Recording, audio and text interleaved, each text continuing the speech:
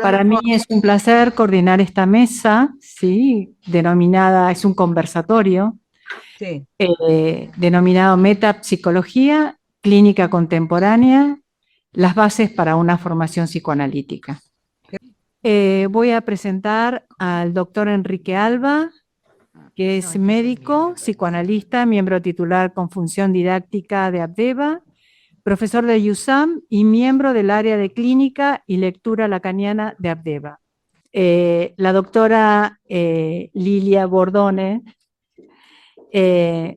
médica, miembro titular con función didáctica de Abdeva, directora del Simposium Anual de Abdeva en los años 2008 hasta el 2009, directora de la carrera de especialización en psicoanálisis de USAM, 2012 al 2015, y autora de 30 trabajos presentados, publicados en la revista Psicoanálisis o en la revista del Simposio de Abdeva.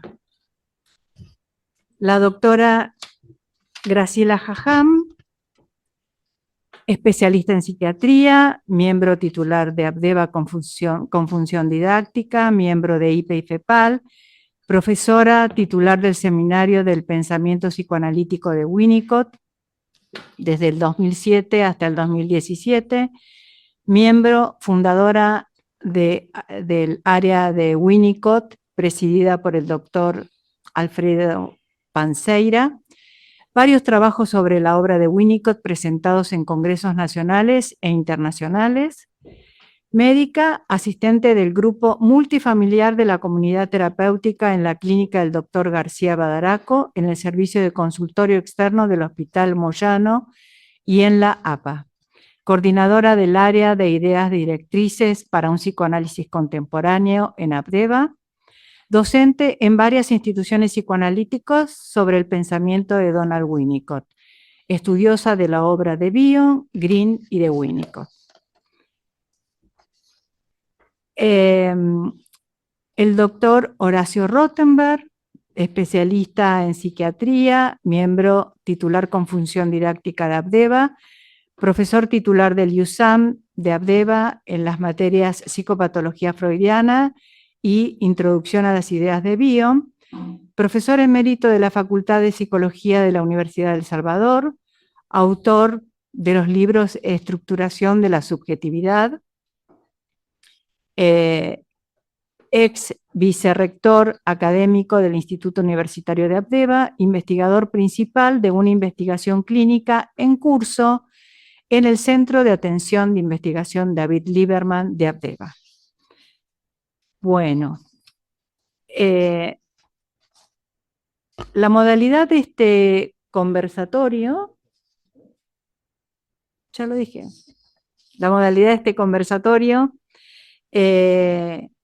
van a tener los disertantes 10 minutos cada uno, después conversarán entre ustedes, entre ellos, y luego le vamos a dar lugar a las preguntas del público. Bueno, comienza el doctor Enrique Alba.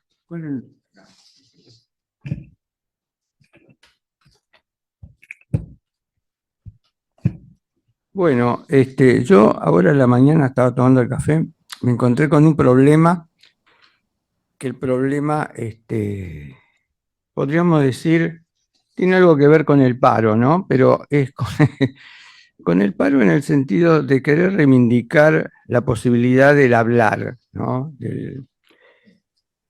De hablar entre nosotros, de conversar. Y en función de reivindicar la posibilidad del hablar, porque el hablar siempre tiene que tener algo de espontaneidad para mí, ¿no? Que uno no habla con un... Ni siquiera en el teatro uno habla con un texto preestablecido. ¿Por qué? Porque la actuación implica eso, ir improvisando sobre el texto. Si no es el texto mismo, son los tonos, las reacciones, las relaciones. Y creo que la conversación tiene esta dimensión de improvisación.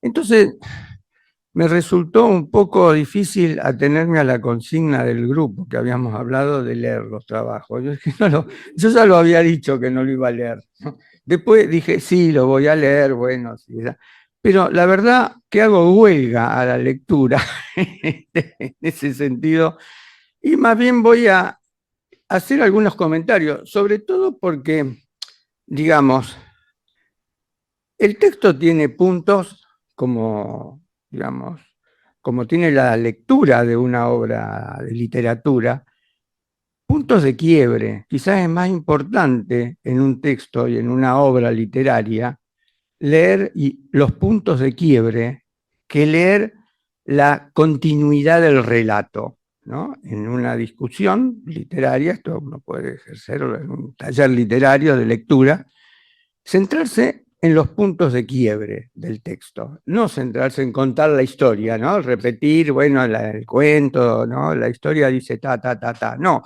ver cuáles son los puntos de quiebre, porque los puntos de quiebre son los nudos alrededor de los cuales se arma el texto. Y también, esto es la dificultad de una sesión, que la sesión también tiene sus puntos de quiebre, que son los puntos alrededor de los cuales va a girar la sesión. La sesión no gira sobre todo lo que el paciente va diciendo en el relato, sino sobre ciertos puntos de quiebre. Entonces a mí me interesó más pensar en los puntos de quiebre de mi texto. El texto está disponible, todos los pueden leer. Pero fundamentalmente porque en la propuesta originaria, Horacio había resaltado el problema de la metapsicología, que me parece que la metapsicología es un punto de quiebre dentro de la formación psicoanalítica. ¿Por qué? Porque la metapsicología, que comprende la tópica, la dinámica y la económica, uno puede analizar sin tener en cuenta la parte económica, porque la dinámica y la tópica es el trabajo corriente que nosotros hacemos de hacer consciente lo inconsciente, y el problema empieza a ser cuando, más allá de hacer consciente lo inconsciente, decimos, y trabajar sobre lo reprimido. ¿Por qué? Porque trabajar sobre lo reprimido, dinámicamente, uno trabaja sobre la represión secundaria. El problema se arma en la dimensión económica de la represión primaria. ¿Cómo trabajar la represión primaria? ¿Y por qué? Porque la represión primaria, a lo contrario de la represión secundaria, que implica un retorno de lo reprimido, la represión primaria implica lo que Freud llama una contracatexis. Y en este punto de lo que es la contracatexis de la represión primaria, aparece el verdadero problema económico de la represión. Cómo pensar la economía de la represión en relación, porque la contracatexis, ¿qué es? Una fuerza que se opone a otra. Eso es una contracatexis. Y esta contracatexis, como la fuerza que se opone a otra, va al núcleo fundamental de lo que es la pulsión. Entonces acá nos metemos, bueno, además Freud lo dice, que la represión es uno de los destinos de la pulsión, ¿no? ¿Cómo trabajamos este punto de la represión primaria, que es el punto en donde aparece lo más pulsional del retorno de lo reprimido? Porque el retorno de lo... Y acá también aparecen estas diferencias que hace Freud entre ciel y entre fin y meta, porque una cuestión es la meta de la pulsión y otra cuestión es el fin del análisis. ¿En qué sentido? En que el fin del análisis, y este es el problema que tuvo Freud, cuando más allá del principio del placer, dijo, bueno, hasta acá todos estamos de acuerdo. Con lo que yo voy a decir ahora, bueno, algunos no van a estar de acuerdo, pero no porque no estén de acuerdo vamos a estar por fuera del campo de psicoanálisis, vamos a seguir dentro del campo de psicoanálisis. O sea que Freud ahí puso un mojón importante y a discutir, en el sentido de que él planteó ahí que la parte más importante del psicoanálisis, a la que no se podía renunciar, era la dimensión tópica y dinámica. cuando empezó a meterse con el más allá del principio del placer y empezó a meterse con el problema de la compulsión de la repetición, empezó a ver de que era más difícil que todos estuviéramos de acuerdo con esto, con este tema del peso que tiene lo pulsional en el hablar, Y sobre todo porque la pulsión, como tiene un problema la pulsión, que es que al mismo tiempo, y este es el problema que lo lleva a Freud a tener que pensar que la pulsión es tanto eros como tánatos. ¿Por qué? Porque en tanto la pulsión es energía libre, porque la energía libre que circula en el sistema y que acá nos lleva a sus orígenes, el sistema, podríamos decir, el sistema phi, ¿no? Porque el sistema phi es un sistema donde las cantidades circulan libremente, pero dentro del sistema phi se constituye un sistema psi, que es de lo que llama Freud las neuronas no pasaderas, pero que serían los lugares en donde se producen siempre la interrupción de la circulación libre. Ahora, en este lugar en donde se produce la interrupción de la circulación de la energía libre, es el lugar donde se constituye una contrafuerza, porque es la fuerza que se opone a la libre circulación de las energías. Este es el punto de la contracatexis. Y es el punto de la represión primaria, como esta fuerza que se impone para impedir la libre circulación de la energía. Y esto es un problema clínico, porque cuando Freud habla de transferencia y que el problema central de la transferencia es lo que se repite para no recordar, hay un impedimento al recuerdo, ¿no? Hay un impedimento, hay una fuerza que se impone contra el recuerdo, que es la fuerza de la repetición. ¿De dónde sale la fuerza que se impone sobre el recuerdo? Este es el problema de la represión primaria. ¿De dónde sale esta fuerza que se va a contraponer a la posibilidad del recuerdo, ¿no? Y que lleva a algo muy sustancial cuando Freud dice que en última instancia todo el recuerdo es recuerdo encubridor. ¿Por qué? Porque detrás del recuerdo siempre subyace una represión primaria. Y por más que uno tienda a querer levantar esta represión, digamos, primaria, hay toda una dificultad en esta articulación de cómo trabajar este punto de la represión primaria. Que se presenta en Freud, ahí más allá del principio del placer, es interesante porque lo vincula, bueno, acá cambia un poquito esto de recuerda, repite para no recordar, porque ahí en la compulsión de la repetición lo que va a haber es que hay una fuerza para no recordar, hay algo que se impone, ¿no? Algo que se impone contra el recuerdo y que él lo llama, en el caso del hombre de los lobos, lo llama reacción terapéutica negativa, lo llama impas, que es la fuerza que se impone contra el recuerdo.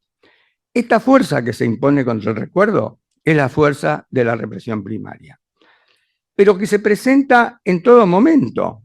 Ya me están cortando. Ahora te quiero recordar.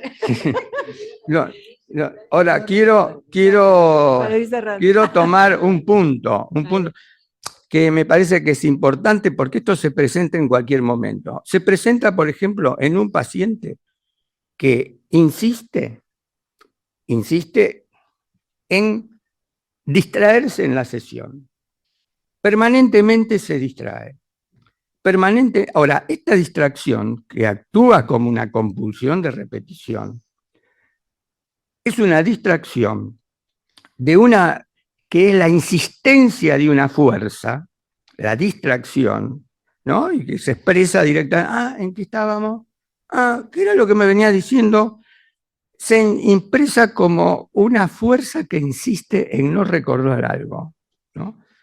Y esta fuerza es la fuerza de la pulsión. Y la pulsión, y en ese sentido, como pulsión de muerte, porque mata al discurso, mata la posibilidad de la asociación libre, está en contra de la libido, en tanto la libido tiende a la relación y a la asociación, ¿no? Esta pulsión, este momento pulsional, es un momento de pulsión de muerte, de tánatos. En tanto, no es que lo mata al paciente, porque tánatos no mata a nadie, al caso es que mata, ¿no? Pero digamos, pero en este caso, lo que mata es la posibilidad del desarrollo del análisis, porque no permite seguir asociando. Bueno, podremos seguir hablando. Para seguir adelante. Ahora va a continuar la doctora Lilia Bordón. En primer lugar, les quiero contar que obviamente hemos tenido diferentes interpretaciones de lo que sería el objetivo de este conversatorio. Enrique decía que Horacio puso el acento en la metapsicología. Para mí el acento estaba puesto en las condiciones actuales para la formación del analista. Entonces, cuando yo leí los trabajos de mis colegas, dije, me parece que estoy equivocada. Pero luego recibí una comunicación de Horacio que decía, bueno, son formas, perspectivas distintas para un tema que puede ser en común. Yo mucho en común no le encuentro, pero de cualquier manera son perspectivas diferentes. Y ahí decidí entonces dejar el trabajo como estaba. De todos modos, no sé si hubiera tenido muchas ganas de escribir otro, pero pienso en eso, diferentes perspectivas. Y también a diferencia de lo que decía Enrique, yo necesito leer los trabajos porque si los comento, si los cuento, nunca me salen con la precisión, digamos, o con el detalle que yo quiero y puedo darles cuando escribo. De manera que, bueno, lo voy a leer. ¿Te distraes? ¿Eh? Ahí yo tengo un punto que yo creo que es polémico, porque la distracción del paciente o el silencio del paciente, que en la escuela freudiana es una resistencia, en la escuela kleiniana, valga el lapsus, en la escuela kleiniana, esa supuesta distracción o silencio es también un instrumento, es una resistencia, pero fundamentalmente es un instrumento, es una vuelta de tuerca que cambia bastante la perspectiva y que sí, mucho. Bueno, no, esto no es, esto no es. Entonces mi trabajo es condiciones actuales para la práctica psicoanalítica que yo creo podrían incluirse en la formación psicoanalítica de los estudiantes. Puede parecer innecesario pasar revista a las condiciones fundamentales que debería reunir un aspirante a psicoanalista, pero no lo es como se muestra en la continua revisión que se realiza de las formas en que se llevan a cabo las entrevistas de admisión. En ese procedimiento se observan cambios importantes en cortos lapsos, cambios que derivan de observaciones sobre el conocimiento que los aspirantes tienen sobre la teoría y la práctica del psicoanálisis. Tratando de no caer en el error de todo tiempo pasado fue mejor, es claro que la disposición mental para incorporarse a un entrenamiento que demanda esfuerzos de distinta índole ha disminuido en las últimas décadas. Un factor de peso ha sido que muchos candidatos que en otros momentos ya estaban instalados en un proceso psicoanalítico al momento de interesarse en su propia formación, que no es la situación actual, digamos. Por lo tanto, la primera etapa de la admisión, la informativa, ha requerido ser repensada y remodelada para adaptarse a las necesidades de los últimos años. Creo que se ha hecho necesario descubrir lo latente en la demanda manifiesta. Y acá hay un punto de contacto con lo que pasa en las admisiones a los tratamientos psicoanalíticos, ¿no? Este es un punto sobre el que Lieberman hacía mucho hincapié. Tratar de hacer hipótesis sobre lo que sería la demanda latente.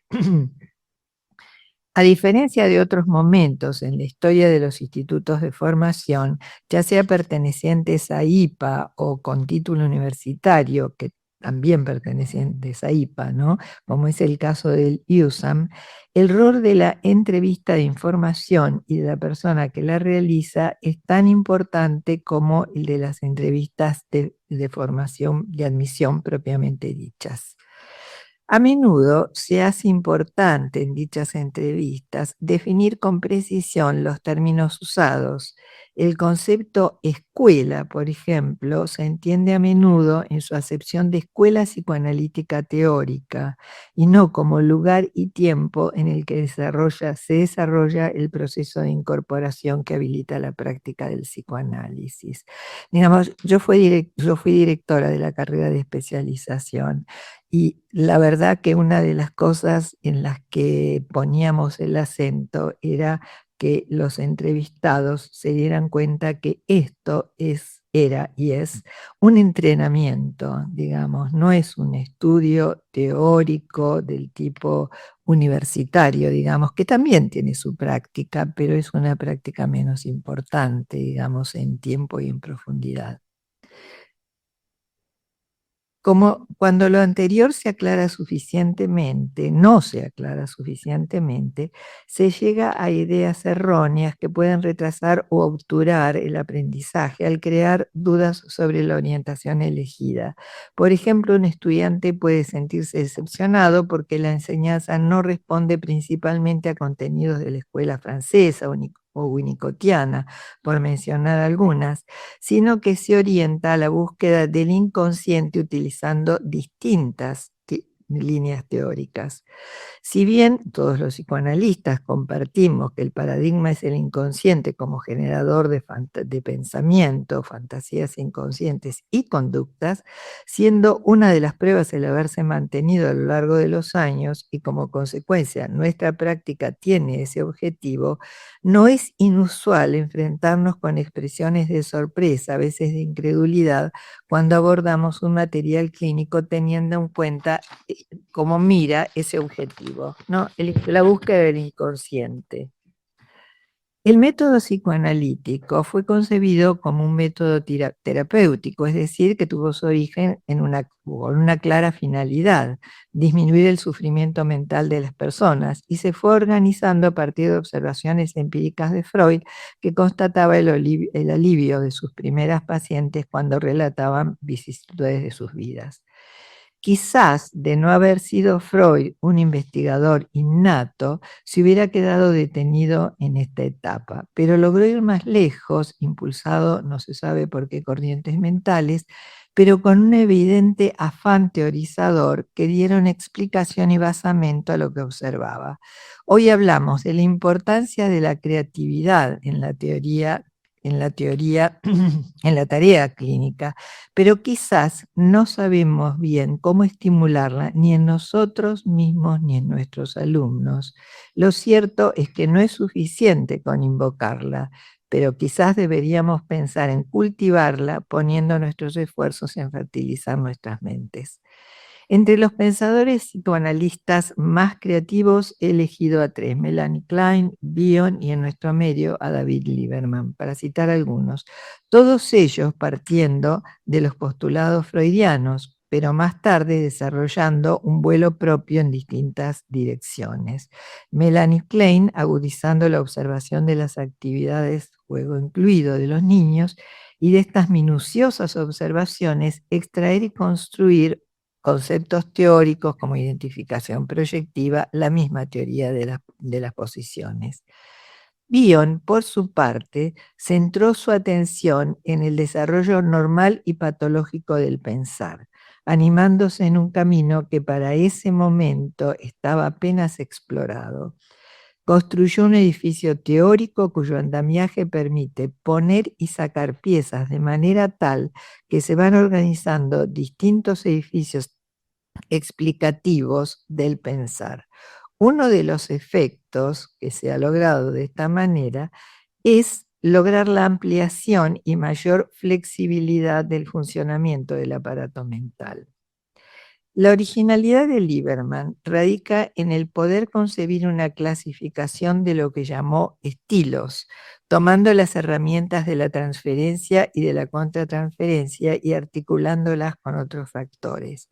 El ordenamiento en sí mismo es lo creativo en su originalidad y en el camino de aplicación clínica que abre senderos desafiando las críticas relacionadas con supuestos actings en el uso de la complementariedad estilística. Los rasgos comunes de estos pensadores, podríamos pensar en factores de la función creatividad, estoy utilizando algunos conceptos de Bion, ha sido la persistencia en mantener la idea que brotó de sus mentes en algún momento, la audacia también de apostar por ellas y el respeto por la coherencia, llegado el momento de teorizarlas y publicarlas. Creo que son modelos ejemplificadores que también pueden ilustrar el concepto de investigación, muchas veces rechazado en el ámbito analítico. Sin embargo, la investigación clínica es algo muy importante en el método, en la clínica, ¿no? En el método de trabajo. Los 3 psicoanalistas mencionados fueron investigadores, siguiendo a Freud en su modus operandi, pero focalizando en distintas áreas de interés y observación. Quizás es ocioso decir que nos referimos a la investigación cualitativa, aquella que surge de la reunión de datos y observaciones de un texto hablado o escrito. A diferencia de la investigación cuantitativa, no hay una pregunta inicial que orienta la investigación, sino que éstas se van formulando posteriormente sobre los datos de la descripción de los hechos, es decir, el texto clínico. Damos por sentado que los instrumentos que se usan responden a definiciones sobre las que existe mucho consenso, es decir, algo así como que las reglas del juego deben ser respetadas. Sí, ya estoy terminando. No, me falta solamente un párrafito. Nos referimos a herramientas como transferencia, contratransferencia, hecho seleccionado, reverí psicoanalítico. La conjunción de ellos en el vínculo paciente-analista debería dar lugar a concepciones de los dinamismos psíquicos singulares de cada pareja. Por consiguiente, dar lugar a un texto historia de ese vínculo en particular, cuya edición debería ser en sí misma el acto creativo. Bueno, me voy a saltear y llegar al final. Por último, nos interrogamos cuánto y sobre todo de qué formas la inteligencia artificial influirá en esta y en las futuras generaciones de psicoanalistas, teniendo en cuenta que la inteligencia artificial muestra un potencial movilizador del pensamiento mayor que la sola información que se puede obtener a partir de otras plataformas como Google o Wikipedia. Bueno, muchas gracias, Vivian. Dame la palabra a Graciela. Acá está, gracias. ¿Sí? ¿Bien? Bueno. La invitación a este conversatorio, me río porque me sale conservatorio. Estamos ahí. Estamos ahí. La invitación a este conversatorio me despertó mucho entusiasmo ante la posibilidad de compartir con colegas, a quien aprecio muy especialmente, algunas inquietudes relacionadas con la formación de nuestros psicoanalistas. Nada debo objetar sobre lo que se ha venido haciendo hasta ahora, pero considero que podríamos, a la luz de las problemáticas de nuestro tiempo, repensar algunos recursos terapéuticos que teníamos y parte de lo que fue arrasado por el proceso militar del 76. Estos desaparecieron sin que se tomara completa conciencia de la dimensión de esa pérdida. Me refiero a los grupos terapéuticos, que para la generación de los años 50 y 60 representaron el primer acercamiento al psicoanálisis, especialmente para los jóvenes. Nuestros maestros, pioneros en la propuesta de encontrar sentido a aquello que emocionalmente nos interrogaba, nos acercaron a las ideas del gran pensador del psicoanálisis, el doctor Enrique Pichon-Rivière. En esta oportunidad, como en tantas otras, nos inspira un agradecimiento enorme y a la vez un desafío: retomar algunas de sus ideas y propuestas que en cierto momento quedaron suspendidas, como tantas otras experiencias, mientras nosotros permanecíamos anonadados ante todo lo que estaba sucediendo. No se podían reunir más de 2 personas en ningún sitio. Se rompió la trama social.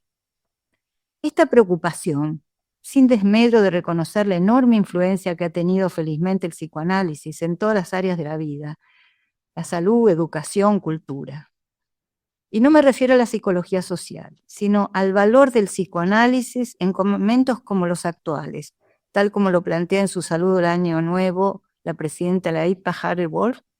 El mundo ha sido atravesado por significativas turbulencias. Nuestra comunidad psicoanalítica se ha enfrentado a desafíos sin precedentes en tiempos de crisis y polarizaciones a nivel global. La pertenencia de los jóvenes en esta época, especialmente en las redes, incrementa, según ellos mismos dicen, la reacción y no el ejercicio de escuchar y pensar. Esto fomenta más el deseo de tener razón, lo cual invalida el diálogo.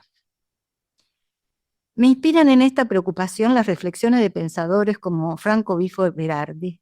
Este reconocido pensador italiano ofreció una videoconferencia a través del canal de YouTube de la UNTREF y manifestó su preocupación por el tipo de sensibilidades fóbicas que se estaban construyendo alrededor de la pandemia y el distanciamiento social. Apuntó que necesitamos una subjetivación solidaria, colectiva, feliz, para enfrentar los efectos del apocalipsis y sin miedos ante los cuerpos.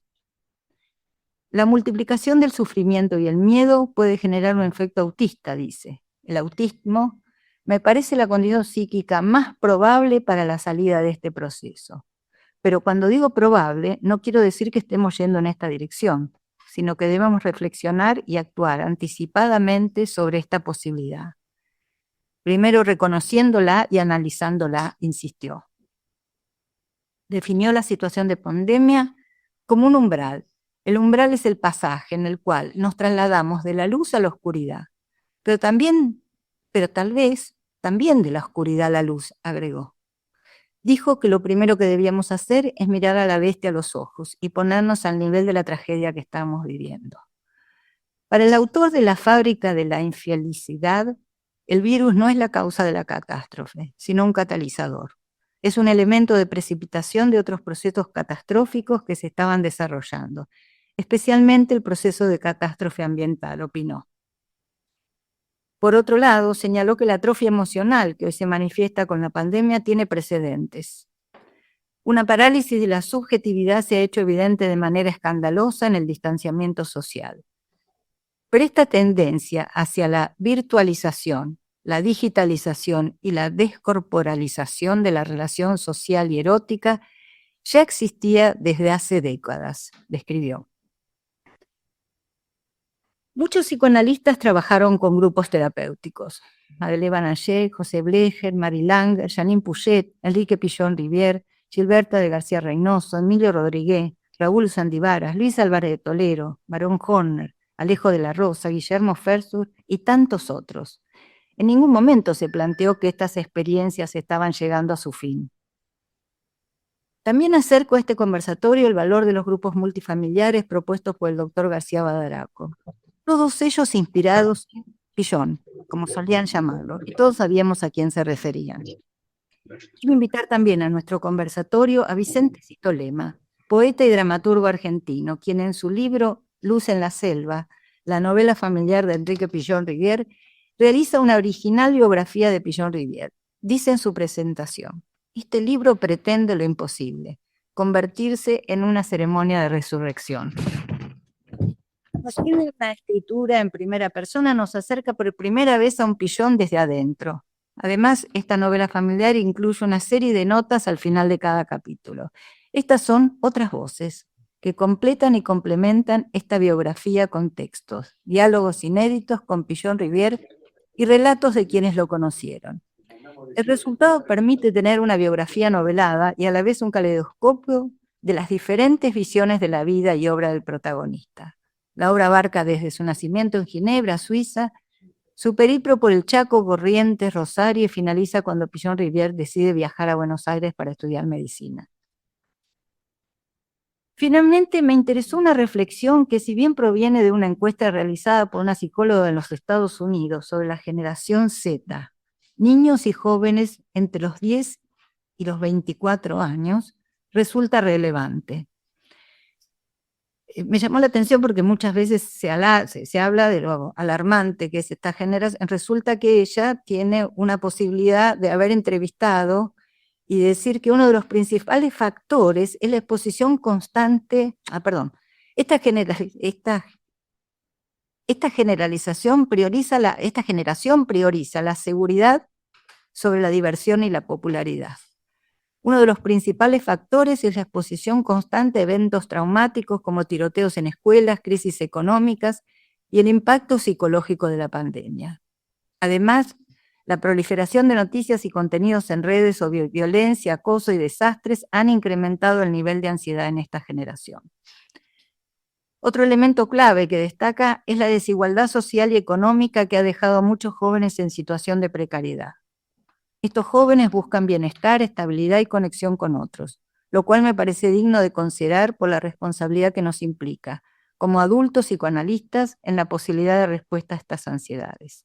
En este sentido, pienso que tenemos que resucitar, al decir de Vicente Citolema, un diseño terapéutico que nos fue sustraído. Aunque actualmente existen grupos terapéuticos de distinto tipo, como constelaciones familiares, grupos de alcohólicos anónimos, etcétera, etcétera, etcétera, son grupos homogéneos, considero que se fueron perfilando con una perspectiva muy distinta. Me ocupé muy especialmente entre mis seres queridos, amigos y colegas realizando una suerte de encuesta. Prácticamente todos ellos se acercaron en su adolescencia y juventud al psicoanálisis a través de los grupos terapéuticos psicoanalíticos. Y quiero invitar finalmente también a nuestro conversatorio a Jacques Derrida, filósofo francés de origen argelino, quien en su libro La hospitalidad desarrolla su idea de la hospitalidad como la posibilidad de alojar y ser alojados.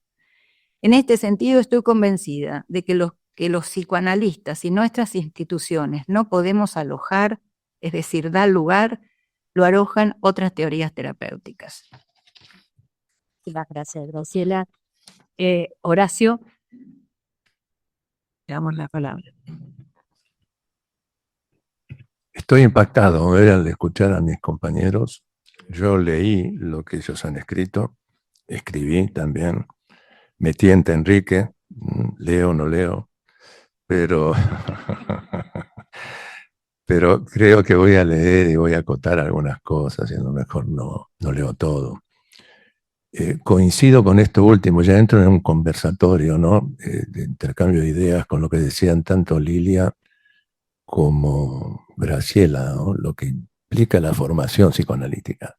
No es cualquier tipo de formación.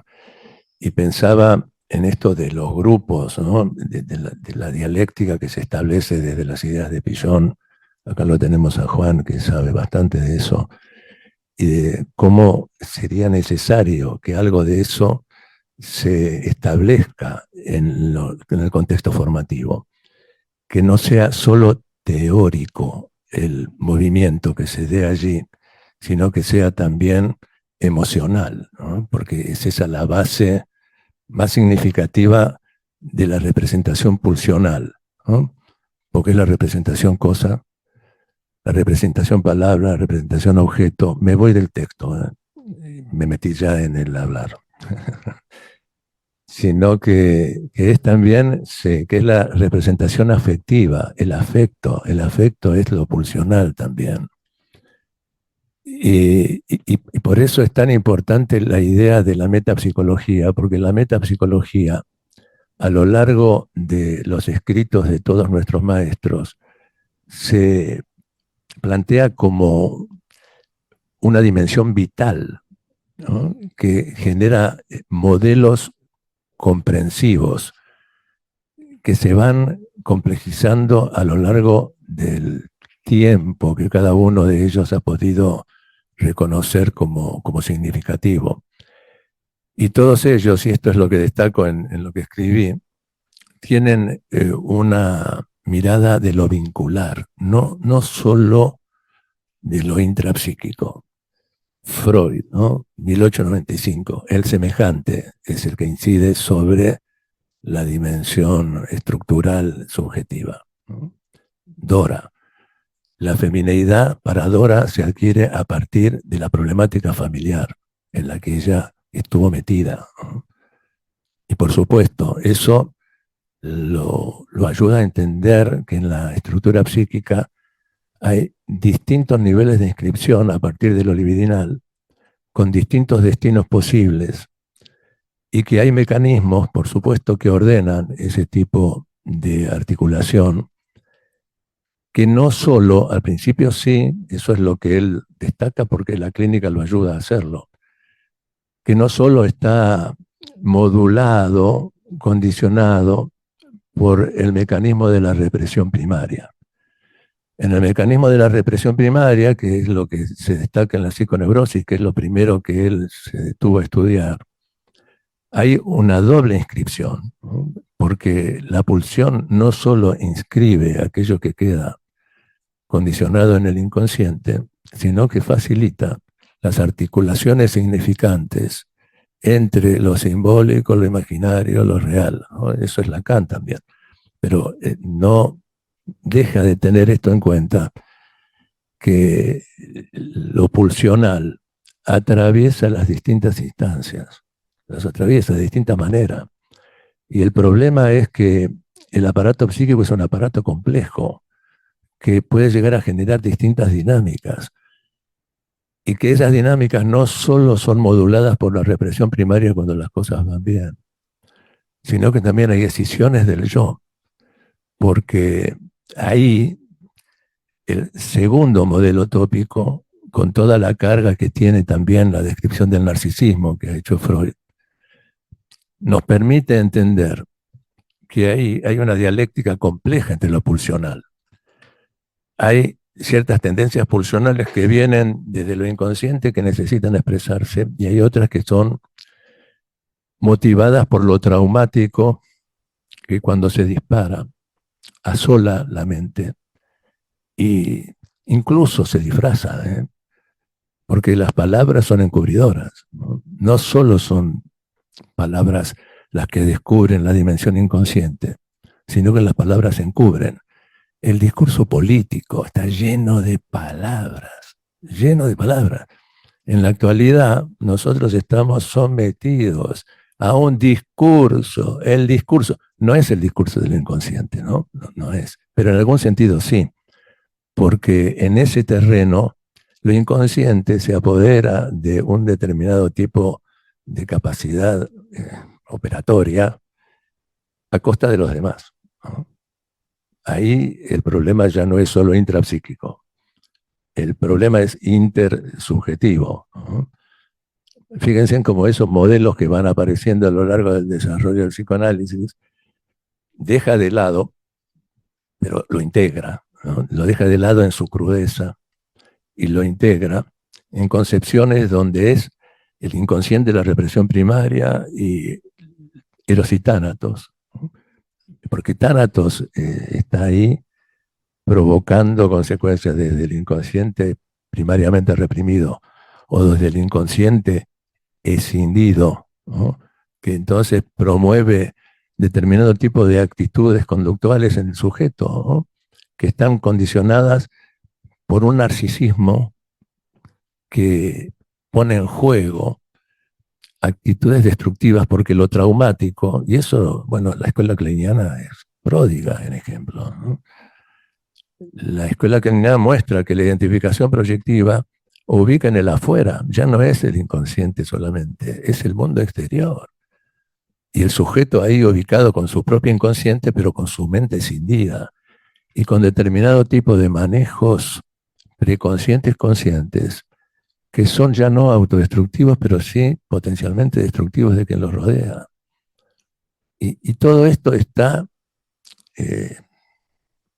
dentro de la teoría psicoanalítica, está desparramado. Está desparramado, ¿por qué? Porque, bueno, cada autor necesitó seguir sus intuiciones, ¿no? Y su capacidad teorizante. Pero en la formación tendría que tener algún tipo de articulación que facilite, ¿no? Que los que comienzan la travesía, ¿no? De ubicarse frente a lo que es el inconsciente en el contexto clínico. En el encuentro pasado, Lalo Breyer nos ayudó a entender, ¿no? Que no es solo la psiconeurosis la que puede estar en juego. No es solo la psiconeurosis, ¿no? Sino que puede haber distintas formas, ¿no? De estructuración subjetiva.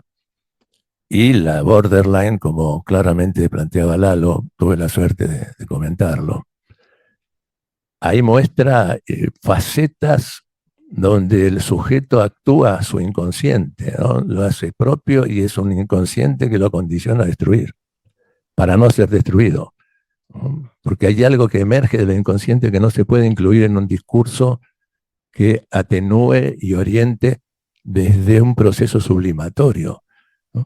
Sublimación es un término que no ha sido demasiado ahondado, me parece, ¿no? Hay, sí, referencias, pero es un proceso de transformación subjetiva que articula en un discurso coherente dos dimensiones que le facilitan al sujeto tener un vínculo con el contexto desprovisto de conflictos mayores. Entonces, ¿me queda algo de tiempo? Ya estamos. No puedo leer nada, pero espero.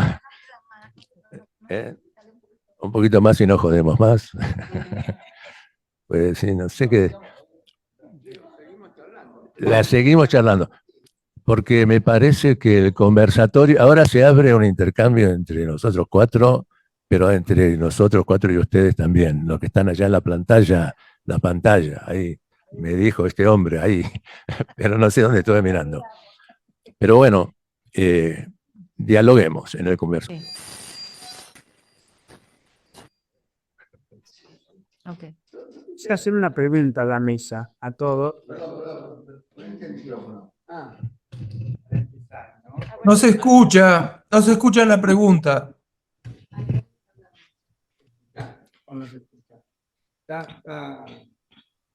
A ver. Hola.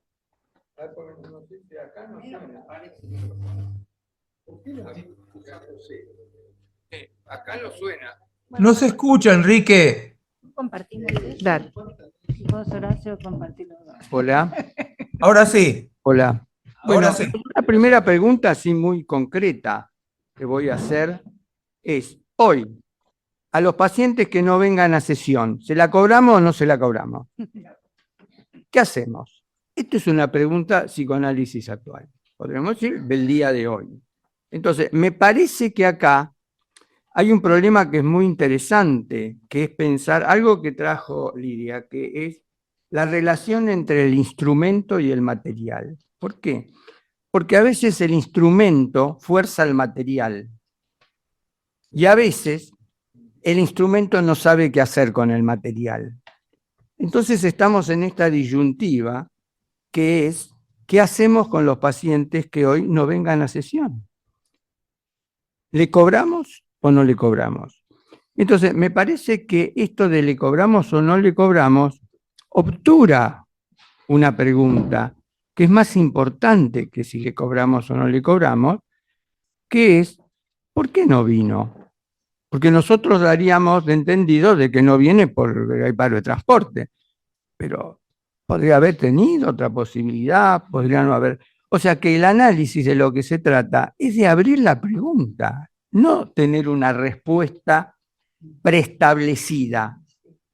Entonces, me parece que esta es la dificultad de cómo se transmite esta idea del psicoanálisis, que el psicoanálisis no responde, el psicoanálisis pregunta. ¿Y qué es lo que nos pasa en el consultorio todos los días? ¿Por qué? Porque los pacientes tienden a que uno les responda, no a que uno le pregunte y que él se haga preguntas. ¿Pero por qué? Porque hacer una pregunta siempre lleva a un punto en donde falta una respuesta. Y acá entramos entonces en el tema de, a mí, la represión primaria, la compulsión a la repetición, y esto de que decía Horacio, que el sentido común, el inconsciente se apodera del sentido común. Algo del inconsciente no puede ser incorporado al sentido común, pero está presente. No lo podemos obviar. No podemos obviar que hoy es un día de huelga, que va a haber pacientes que van a venir a sesión, pacientes que no van a venir, y hasta podría imaginarme en este momento que algún paciente que tiene sección remota, ¿no?, me diga, no, yo no pude llegar porque no tenía el wifi, no, y lo enganche con la huelga al no poder asistir a sesión. Entonces, me parece que... A ver, Horacio. Horacio. Bueno. No, pero bueno, están conversando entre ellos, es un conversatorio. Ahí está. ¿Es la ley presidencial esa? No, por favor, no. A mí lo que me surgía ante la interesante pregunta de mi amigo Enrique es, ¿cómo nos relacionamos con nuestros pacientes? ¿Cómo hemos establecido el vínculo con los mismos para que ese tipo de contingencias puedan ser contingencias que no perturben el diálogo analítico? Y cobrar y no cobrar, claro, la guita. Por supuesto, nosotros somos laborantes, y a que no me toquen el bolsillo, ¿no?, en ese sentido. Pero si uno hace un contrato, después de haber tenido una serie de entrevistas y de haber habido un cierto rapport entre ambos, ¿no?, donde somos personas humanas que, bueno, vamos a cobrar si faltan y eventualmente las recuperaremos, etc. Cada cual ahí tiene su idiosincrasia y no creo que sea un problema si establecemos un buen vínculo con nuestros analizandos que nos permiten trabajar sobre la dimensión inconsciente con ellos desde un tipo de compromiso que nos ubica como personas, ¿no?, como seres humanos. Graciela, Ilia, ¿quieren decir algo? Bueno, yo creo también que cobrarles o no cobrarles, digamos, para responder a la pregunta en forma más directa, digamos, es algo que depende justamente del vínculo entre el analista y el paciente y sobre lo que el analista ya pensó e hizo hipótesis de la historia y de las posibilidades vinculares de ese paciente, ¿no? No todos los casos pueden ser iguales. De cualquier manera, es cierto que tanto el setting como el método analítico son cosas que deben ser respetadas. Eso no lo decimos nosotros, lo han dicho ya los pensadores psicoanalíticos desde siempre. El mismo Meltzer planteaba que ¿qué es lo que se persigue en el psicoanálisis? ¿Es la cura del síntoma? No necesariamente. La idea es iniciar una investigación y lograr quizás que el paciente incorpore un método, pero no el método psicoanalítico, sino la forma de pensar del analista, no como una cosa mimética desde ya, sino como una forma de ampliar su espacio mental, digamos, y su mundo interno. Cuando digo su es el del paciente, ¿no? El espacio mental y flexibilizar las estructuras del pensamiento. Esa sería la idea, con lo cual la finalidad, creo que la finalidad curativa al modo, digamos, del método médico, no es que desaparezca, pero se empalidece bastante y lo que importa es la finalidad investigativa, digamos. Eso es lo que amplía y ahí es donde yo insisto que el que nos ayudó mucho a pensarlo de esta forma fue Bion, ¿no? Porque porque trabajó precisamente sobre el pensamiento, pero no el pensamiento racional, sino el pensamiento de la mente. El pensamiento de la mente incluye en todo caso lo pulsional. El pensamiento auténtico tiene que ver con lo pulsional, con lo emocional, no exclusivamente con la coherencia del relato del paciente. En términos de Freud sería la historia familiar del paciente. Bueno, creo que hay mucho para decir. ¿Verdad? Gracias. Me parece que hay gente que quiere hablar ya. Sí, pero eso viene después. Ahora Viene Bueno, entonces, en realidad, Muy bien, está defendiendo el método de una manera impecable. La discusión, método versus contingencia. Esa es la discusión, el método y la contingencia. ¿Qué hacemos? ¿qué hacemos? ¿Qué hacemos? Sí, pero siempre uno tiene que elegir en la vida, entre el método y la contingencia. No, es que me parece... De mantener la ambivalencia, digamos, de mantener la ambivalencia. Me parece re importante, digamos, cómo aprendemos a dialogar también, porque en realidad la idea del conversatorio fue no que digamos todo lo mismo, todo lo contrario, sino que cada uno a ver qué le inspiró la idea de un conversatorio, ¿no? Y a mí por eso me inspiró mucho la idea de los grupos y trabajar en grupo y pensar en grupo como espacios, bueno, quizá porque tuve la oportunidad de haberme formado, grupo multifamiliares García Badraco, digamos, muchas suertes, como yo digo, Aurora Pérez, que supervisé muchos años con ella, Janine Puget, Isidoro, Negro Grande, que nos permitieron pensar en una dimensión donde, bueno, entre otras cosas, se pueda generar espacio para pensar los pensamientos, como diría Bion, ¿no? Y que creo que hoy realmente estamos bastante carentes de eso. Por eso me preocupa mucho, resalté la idea de los adolescentes, los niños. Los adolescentes al salir de la familia de la infancia necesitan la familia del grupo y la pertenencia es fundamental. Y la verdad que no tienen pertenencia. La idea de que las redes pueden ser una pertenencia es muy, muy preocupante. Yo creo que se necesita grupos para niños, para adolescentes, para jóvenes, para las personas mayores. Hay un tema que por eso tomé a estos pensadores que en pocas palabras hablaron tan bien sobre el tema de la soledad, ¿no?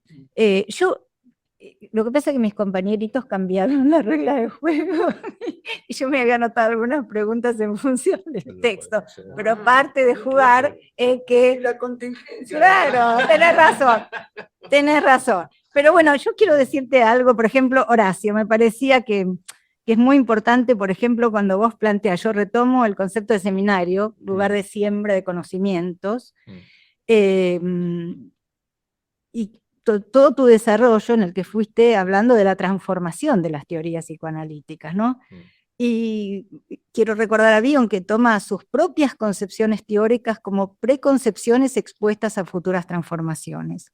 Y el valor del trabajo grupal, que vos lo planteás también en los seminarios, en la medida que ayuda a temperar la carga emocional disruptiva que necesariamente entra en juego durante un trabajo de elaboración y atraviesa zonas emocionalmente sensibles.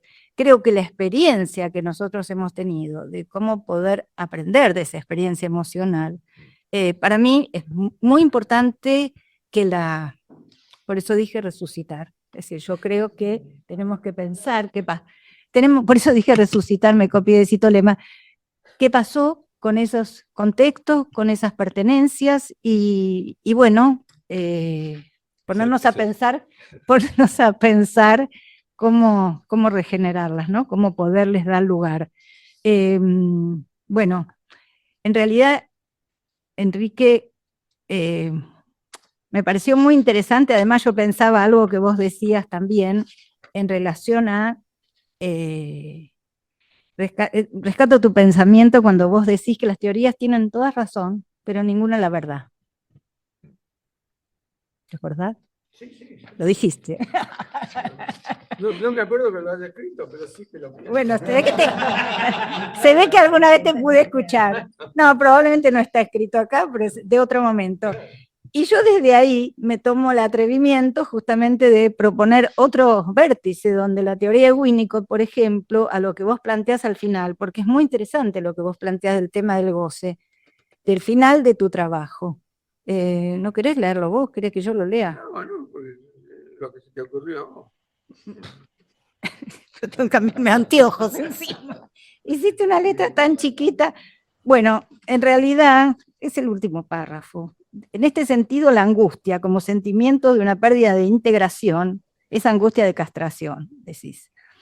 Bueno, lo cierto es que a mí me interesaba acercar la idea de Winnicott cuando él habla de que el sentimiento de pérdida de integración produce la desintegración como defensa frente a esa no integración, y la angustia es de aniquilación.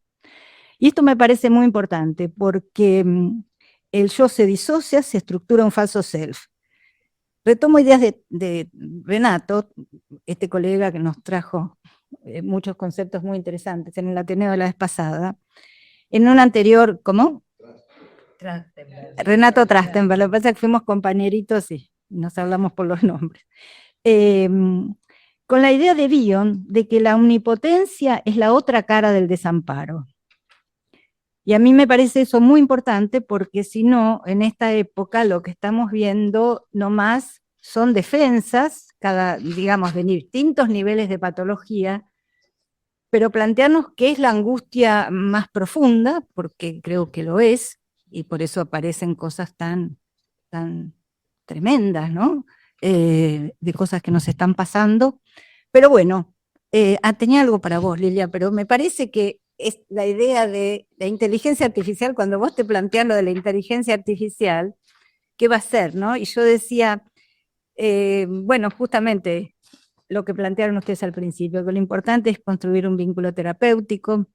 El otro día alguien me dijo, yo leo porque si no me disperso y como dice otro nieto, anda al grano. No, ¿cómo es que dice? No es anda al grano, dice al punto, al punto. Por eso leo. Hablando con una persona que estuvo lidiando para pedir un turno, una situación muy penosa, de pronto dice, me atendió un humano. Y una mano, sí. Como una experiencia que se está haciendo inédita. Yo pienso que la inteligencia artificial, un potencial movilizador del pensamiento mayor, como vos decís, que la observación, que la información que se obtiene a partir de Google o de Wikipedia, nos recuerda el valor de la informática en infinidad de rubros, la comunicación, no hay cartero, yo te mando vos, no tenemos que ir al correo, que el cartero llegue, ¿no? Esto es impresionante. La salud, en la salud ha dado realmente oportunidades increíbles, pero me parece que todo lo que sea la informática lo necesitamos tomar como colaboradores del ser humano. En la medida que le otorgamos poder, me parece que se transforma casi así como algo, como yo lo pensé, quizás un poco, pero casi como un yo ideal, narcisista, omnipotente, le ponemos, sabe todo, puede todo, dice todo, y bueno, me parece que es muy peligroso usarlo así. Es decir, yo creo que está buenísimo que tengamos la oportunidad de tomar como colaboradora, pero no nos puede reemplazar. Entonces, en ese sentido, me parece que es tan importante poder dialogar con los jóvenes, conversar. Por eso hablo, insisto, en el tema de las pertenencias y las pertenencias a los grupos, que nos ha sido tan útil a nosotros en otra época. Indudablemente Gracias. que estoy de acuerdo con vos, Graciela. No es que yo en ningún momento planteo una afirmación, digamos, sino no. más bien un interrogante. Preocupación. Más allá de lo que el pequeño grupo de psicoanalistas podamos hacer, es obvio el desarrollo de la inteligencia artificial. Es una cosa que es una especie de vértigo de alud que se nos viene. Ahora, lo que yo estuve viendo, digamos, buscando en inteligencia artificial y dándome cuenta es que me parece que la plataforma no es que dé solamente respuestas, sino que plantea algunos interrogantes, a diferencia, por ejemplo, de lo que puede pasar en Wikipedia. Y en ese sentido puede ser de que amplíe, digamos, y que desarrolle un poco el pensamiento. Pero como decía Villon, todas las adquisiciones y los hechos no es que sean una meta a la que se llega, sino también depende mucho del uso que se haga de ellas, ¿sí? No es una respuesta definitiva. Ahora veremos qué uso hace la sociedad de justamente de estos instrumentos, de estas facilidades, y los abusos, digamos, o mal usos, como las malas interpretaciones, serán algo de lo que tendremos también que pensarlos y ver cómo en última instancia luchamos contra ellos. Bueno, creo que el auditorio, la audiencia, sí. tiene que tener un lugar. Horacio, Enrique, ¿quieren decir algo para darle lugar al público? Ok. Tiene la palabra Oscar Elvira. Bueno, estoy profundamente conmovido por esta mesa y qué es lo humano. Y Graciela, me pareció muy valiente tu postura, la de los cuatro es valiente, pero la tuya hace una denuncia de lo que pasó acá en 1977, por ejemplo, que es cuando es la fundación de Abdeva también. Y ahí cito a Enrique Alba los puntos de quiebre de un texto. Es decir, ahí nosotros somos producto, Abdeva, del producto de un quiebre de un texto. Y entonces Lilia resalta la formación del analista. Ahí está el punto, dice. Y Graciela cita catalizador. Y a mí me parece que es una palabra central. Y acá es como me hizo un chiste Hugo Failla, dice, llegaron los húngaros a Abdeva por Ferenczi, ¿no? Ferenczi en transferencia e introyección dice que la transferencia es un catalizador. Y ahí me parece que en el diálogo que hay entre ustedes está el concepto de introyección. Es decir, que hay introyecciones que son para mí a nivel corporal y que se transmiten en la sesión, y hay otras que son represión secundaria y que se puede hablar o recuperar la palabra. En ese sentido, Graciela resalta a los desaparecidos, ¿no? Y entonces me hizo pensar en Aide Feinberg y el concepto de telescopaje. ¿Estaremos nosotros, ustedes son la primera generación de abdevianos, digamos de alguna forma? Después hay otra generación, pero ahora hay una tercera generación que ustedes se hablan cómo es la formación. Y Aide dice que en el telescopaje el trauma, como lo cita Horacio, se repite y se trae en la tercera generación. Tal vez ese es el momento que nosotros debemos pensar también como institución, Abdeva, pero también como movimiento psicoanalítico muy importante dentro del contexto científico del psicoanálisis. Muchas gracias. Muchas gracias, Oscar. Le pasamos a Sergio. Bueno, quiero primero, ¿se escucha? Sí, después le pasamos a Eliseo. Quiero felicitar a la mesa, la verdad, recién comentábamos con Oscar la emoción y el orgullo que nos provoca escucharlos y de escuchar a los ateneos y las repercusiones que tenemos nosotros como Abdeva respecto de nuestro nivel científico. Ustedes la representan cabalmente. La verdad, un gusto. Susana Dupetit hablaba en los seminarios de la cultura de tapa, de contratapa y de contenido. Yo me preguntaba con respecto a la inteligencia artificial, qué tipo de lectura o qué tipo de cultura provocaba. Y creo que tiene que ver mucho con la lectura de tapa y contratapa y no con la lectura de contenido con respecto a los conocimientos que provee. Esa es una cuestión. Me resultó conmovedor, Graciela, cuando hablaste de la desaparición de los grupos Con Ricardo Abenburg en el Hospital Israelita teníamos 15 y 16 grupos funcionando al mismo tiempo y todo eso desapareció. Y entre otras cosas también pensaba en si la omnipotencia es la defensa frente al desamparo, la omnisapiencia de la inteligencia artificial, defensa frente a qué es. Pregunta, ya que estamos entre psicoanalistas, preguntamos. Y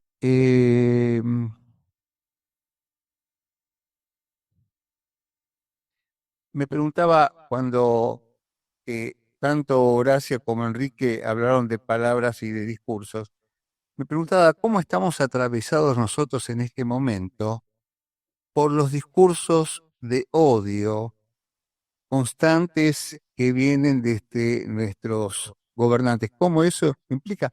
No creo que seamos inmunes, para nada.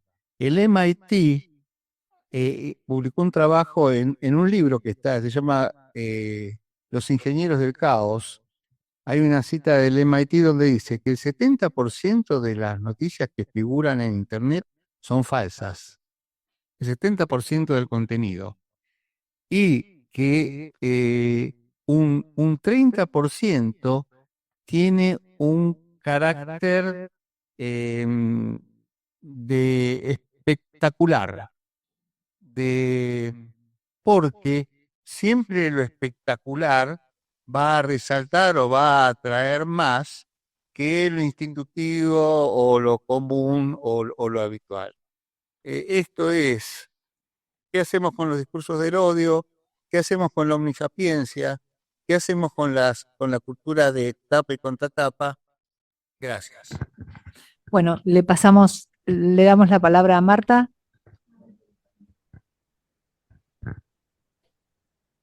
Gracias. Bueno, celebro el encuentro. La verdad que es difícil, había pensado algunas cosas habiendo leído los trabajos y ahora con el intercambio surgen otras que no sé dónde quedan, ¿no? Voy a leer yo también, porque es la manera de ordenar lo que pensé. Surgió mucho lo de los grupos terapéuticos. Quería comentar algo a raíz de un intercambio con Graciela ayer. En el 22 organizamos una diplomatura en Chubut, Salud Mental y Vulnerabilidad Social, y convocamos por sugerencia de Abel Feinstein a Graciela Barr y a Alberto Jones, que trabajaron con García Badaraco, y toda la bibliografía era de los grupos multifamiliares de García Badaraco que mencionaba Graciela. Bueno, la verdad que yo tomé la idea de las bases de la formación, también me pasó un poco como Lilia, que es muy abierta la consigna, ¿no? Pero bueno, tomando la formación de analistas que, bueno, motoriza muchos encuentros al interior de las sociedades y entre sociedades. La IPA promueve mucho esto y ahí uno ve en esos encuentros la diversidad de temas que surgen, que hacen a la formación.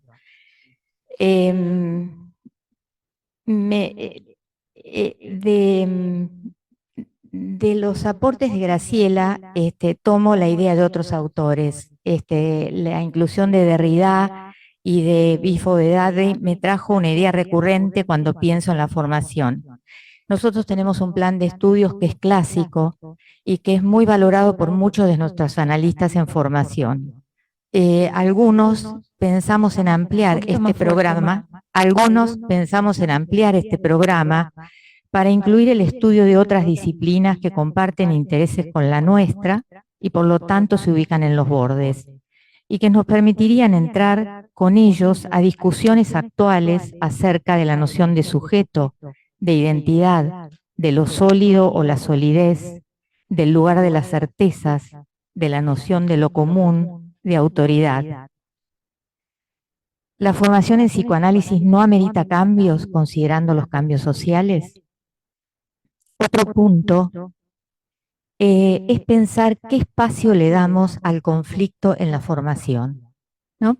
Y me refiero al conflicto en singular y al conflicto entre teorías, a lo que las diferencia entre sí, a la interpelación. Esto se emparenta un poco con lo anterior.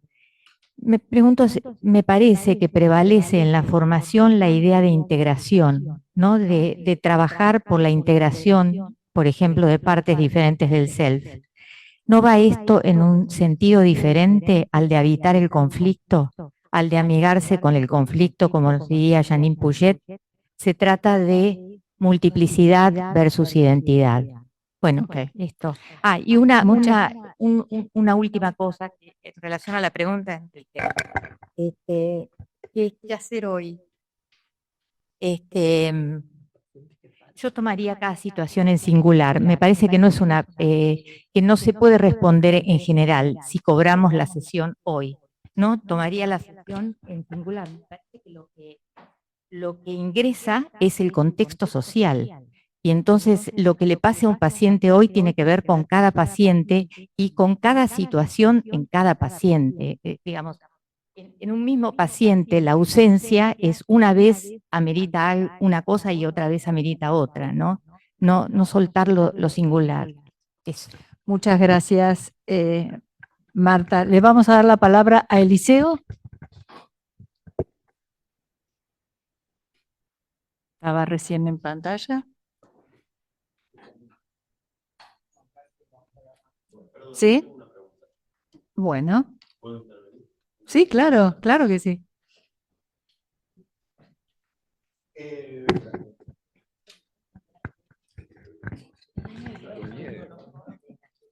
Mi nombre es Preséntate. Martín Wagner, soy el nieto de Graciela. Muy bien, bienvenido. Y quería hacer, primero, felicitarlos a todos porque alguien completamente ignorante en materia psicoanalítica fueron todos muy entendibles y claros. También es una excusa que soy ignorante en materia psicoanalítica, como para... Mi segunda excusa es que no traje nada para anotar, entonces en mi intervención quizás voy a estar un poco desordenado. Y también mi intervención responde un poco al texto de mi abuela. Y mi pregunta era, entendiendo la diferencia entre cuerpo y sujeto, siendo el cuerpo en el que ustedes todas las semanas atienden, y entendiendo que corríjame, que este sujeto es con el que trabajan y con el que intentan modificar su realidad subjetiva, digamos, y tratar de producir ese movimiento. Si estos grupos que vos planteabas, y entendiendo que vos también decías como algo, ponías a las redes sociales como algo antitético en este trabajo grupal, si no había una posibilidad de intervenir psicoanalíticamente en estos espacios de redes sociales para tratar de reconstruir esos vasos comunicantes que transforman el tejido social del cual vos hablabas y del cual parecía como, yo no los conocí estos grupos, pero parecía como muy fundamental y ahora están desaparecidos, si no se podía intervenir en las redes sociales para tratar de producir algún tipo de grupalidad o lugar colectivo en el cual trabajar. Gracias, Martín. ¿Querés responderle a tu nieto? Bueno, vamos con Eliseo. Vamos con Eliseo, por favor. ¿No está? Bueno, sigue Adolfo Sonis. Está Eliseo, ¿eh? Está, lo que pasa es que me parece que... Sí, está. Eliseo, levanta la mano. Estoy desmuteado. Ahí está. ¿Puedes hablar, Eliseo? Te escuchamos. Escucho. ¿Me escuchan a mí? Sí. Un poquito más. No van a escuchar gran cosa. Bueno, ahora puedo hablar. Sí. Recuerdo un excelente comercial de un café que había hace unos años que es que a alguien le preguntaban, ¿tomaste esta mañana café? Y el otro contestaba, todavía estoy tomando café, como dando a entender que le duraba el gusto. A mí me dura el gusto de los Ateneos. Todavía estoy tomando Ateneo, digo cada vez que apagamos la pantalla. Bueno, espero que sea así hoy. La pregunta de Enrique. Yo habría otra pregunta. ¿Qué es lo que digamos, qué contrato hemos establecido con ese paciente? Porque si hemos establecido un contrato que nos hace compartir encuadre, ambos sabemos si se cobra o si es terapéutico cobrar o no esa sesión. Sabemos tanto paciente como analista. Sobre todo porque si estamos encuadrados dentro de esa actitud analítica que es el encuadre, ambos sabemos.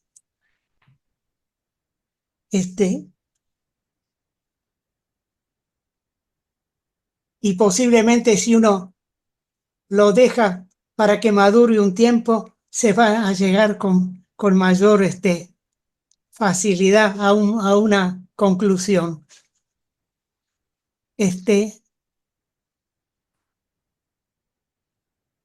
¿Listo?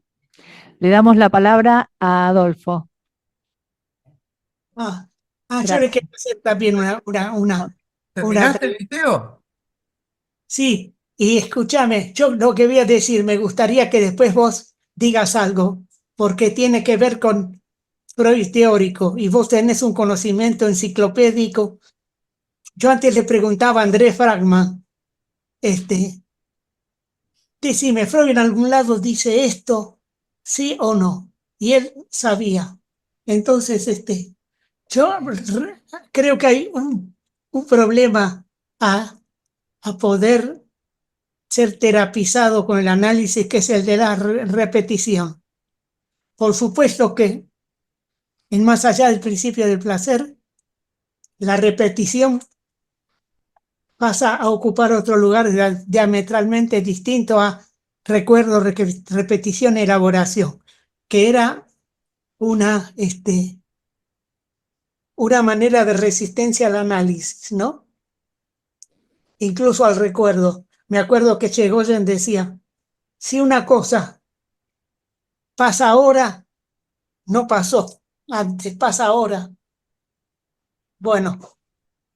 Bueno, muchas gracias, Eliseo. Y la segunda parte, me gustaría que Adolfo haga algún comentario, era ya cuando Freud al final de Más allá del principio del placer se pregunta, y creo que te preguntaría si es así, cerca del final dice si una de las principales características de la pulsión no será la repetición. Y yo creo que ese es uno de los problemas serios clínicos que no son muy conscientes muchas veces por los pacientes, que es el de la repetición, la caída otra vez en el mismo lugar, como Tancredo, que vuelve a matar a su amada con la espada en el bosque. Muchas gracias, Eliseo. Le damos la palabra a Adolfo. Bueno, hay contingencia. Yo venía con una serie de preguntas para cada uno de la mesa y me dieron vuelta la... entonces, claro, entonces tengo que trabajar sobre lo que están hablando para no regar fuera del geranio. De cualquier manera, hay algunas cosas que se conectan con lo que yo venía pensando, porque una de las dificultades del diálogo entre psicoanalistas es la polisemia.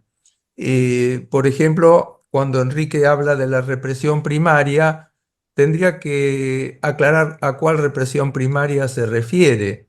De la misma manera que cuando Lilia dice que las distintas perspectivas teóricas coinciden en la búsqueda del inconsciente, yo tendría que preguntarle a qué inconsciente se refiere, porque el inconsciente freudiano no tiene nada que ver con el inconsciente relacional ni con el inconsciente lacaniano. Entonces, cada uno buscará algo que tiene que ver con la metapsicología de su esquema referencial.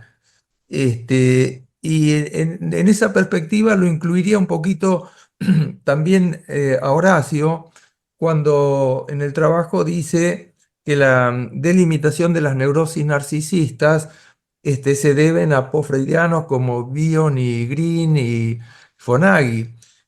Yo me preguntaba si la delimitación de las neurosis narcisistas no forman parte de la metapsicología freudiana y que los autores post-freudianos expanden en todo caso. Yo entendí esto y me parece muy importante porque cuando Horacio además agrega que el discurso político tiene una incidencia en nuestro funcionamiento mental, lo engancho con el pensamiento político que trae Graciela, donde fue un pensamiento político que rompió y mutiló la experiencia de los grupos terapéuticos. Y en las dos planteos, tanto el de Horacio con el pensamiento político y el de Graciela con la ruptura o la mutilación del desarrollo de la terapia de grupo por el pensamiento político, me pregunto dónde queda el diagnóstico de psicopatía, del cual hoy se habla poco y muchos líderes nacionales e internacionales fácilmente nos permitirían un diagnóstico de psicopatía, que parece un diagnóstico olvidado y que yo trataría de incluirlo dentro de las neurosis narcisistas. Ese sería otro diálogo, digamos, ¿no? Para no ocupar mucho tiempo, mientras estaba preguntando a Enrique qué hacemos, si hoy le cobramos o le cobramos a los que no vienen, recibo un WhatsApp de un paciente que me dice: doctor, estoy muy engripado, ¿podemos ir por WhatsApp? Con lo cual, el recurso de la virtualidad nos da una alternativa muy importante, que también, como estaban planteando, utilizar la informática como herramienta y no como solución, pero es una herramienta fundamental en este momento, como lo fue durante la pandemia, ¿no? Y también coincido, por supuesto, con la colega que dijo que cobrar o no cobrar forma parte de la singularidad de cada vínculo que tenemos con nuestros pacientes. De hecho, hay pacientes que en este momento no le estoy cobrando porque han perdido el trabajo y tienen un problema muy serio familiar.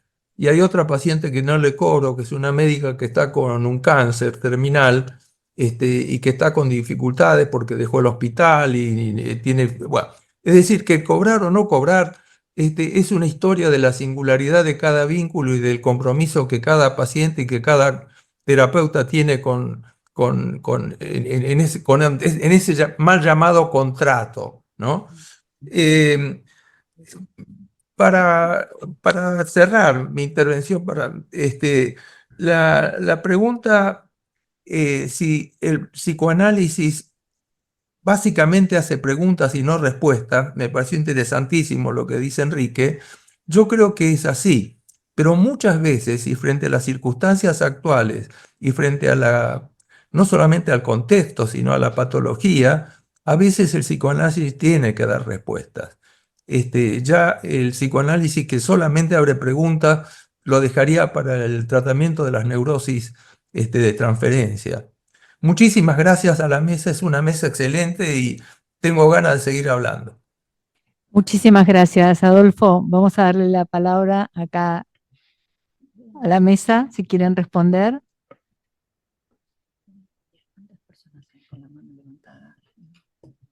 A ver, yo respondería algo muy en general, digamos, pero en particular a lo que decía Martín. Vos, Martín, en un momento dijiste algo así como que, bueno, el psicoanálisis intentaría modificar, y yo diría que quizás en sus albores el psicoanálisis, sobre todo el de la psiconeurosis, sí intentaba modificar, pero ha evolucionado mucho y la modificación, si bien se busca, es por vía del desarrollo y no por otras vías.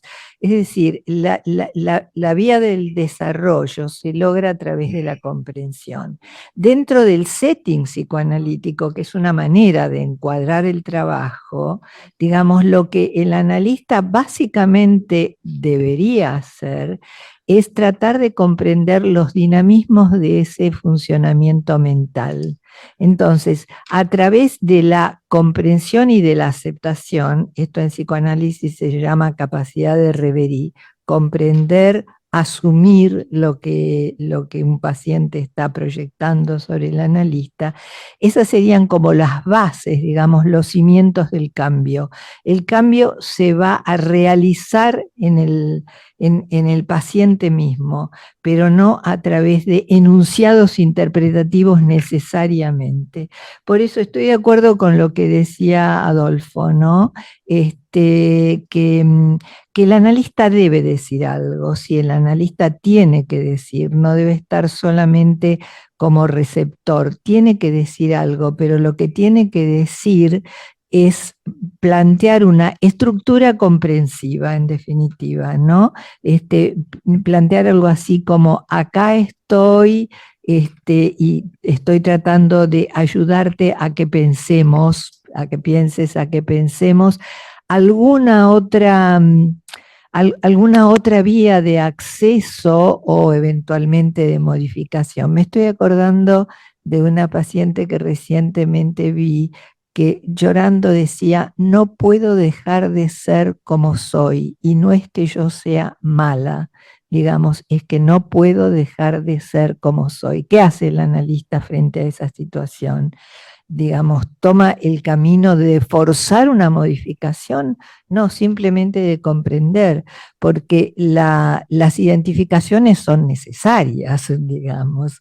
No es que todas las identificaciones deben ser transformadas. Me estoy acordando del trabajo de Breyer, que fue tan interesante, el que vos hiciste alusión. Él hablaba de que en los pacientes fronterizos, en los borderline, había que intentar una desidentificación. Y yo pensaba que es cierto, pero habría que tratar de flexibilizar algunas identificaciones, pero no podemos omnipotentemente pensar que tenemos que reemplazar totalmente esas identificaciones. En última instancia, ahí entramos el terreno de la polisemia, digamos, en el psicoanálisis que también planteaba Sonis. ¿Qué es? ¿Reemplazar una identificación por otra? No. Yo lo que creo, sigo un poco más las ideas de Meltzer en ese sentido, que él decía que en realidad las buenas identificaciones son las identificaciones que él llamó introyectivas, y que la introyección no era introyectar al objeto en totalidad, sino introyectar aspectos de un objeto, pero la integración de todos esos aspectos es algo en la que el psicoanalista funciona como una enzima, digamos, ¿no? Como un catalizador de todo el proceso, pero no es que tiene una meta final absoluta.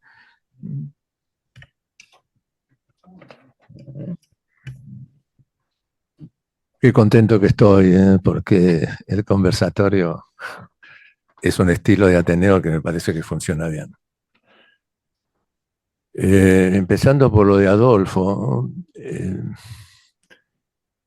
yo lo que tiendo a pensar, Adolfo, te miro desde acá, creo que ahí te veo. Sí, qué flaquito que estás, Adolfo. Lo que tiendo a pensar es que lo que nos puede ayudar a captar las diferencias entre el inconsciente freudiano, el relacional y el lacaniano, como vos señalabas, es la metapsicología, ¿no? Porque veo a ese instrumento conceptual como un instrumento multifactorial que facilita comprender, ¿no? Cierto tipo de perspectivas y eventualmente elegir lo que uno piense que es más útil para determinados contextos, pero siempre desde esa mirada metapsicológica ordenadora. Lo de las neurosis narcisistas, yo pienso que tiene que ver con la metapsicología freudiana, lo que yo intento ubicar, ¿no?, en ese tipo de manifestaciones.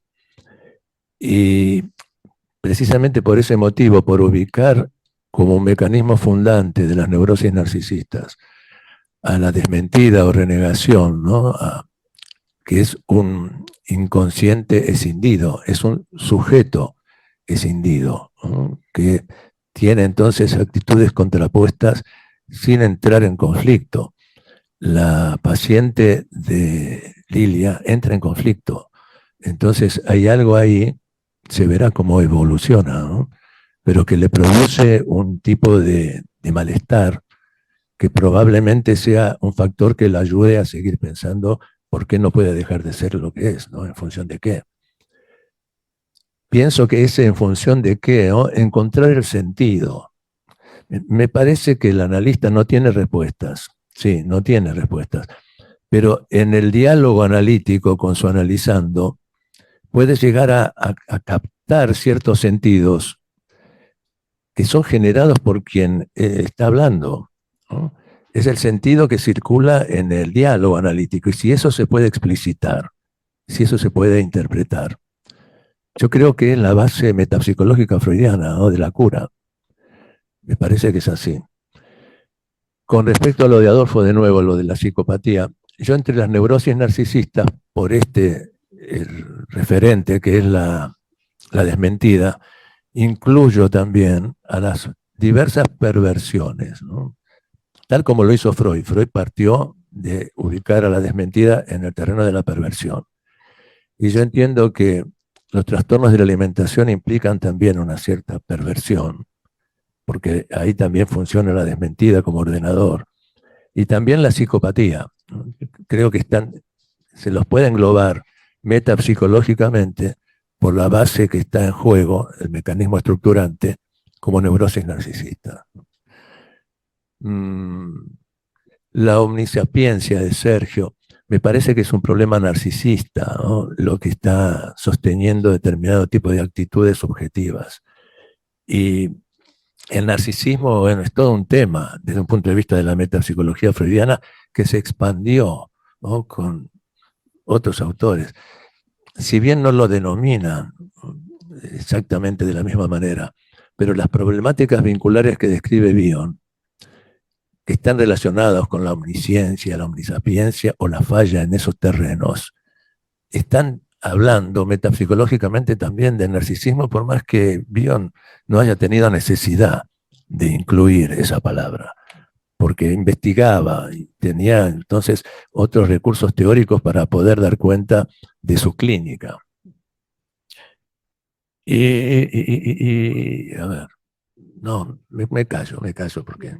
Bueno, muchísimas gracias. Sí, le vamos a dar la palabra a Guillermo Martínez Verdú. Adelante. Porque hay varias personas que quieren hablar, muchas. No se ve acá, no sé si tanto. Te escuchamos. Guillermo, no te escuchamos.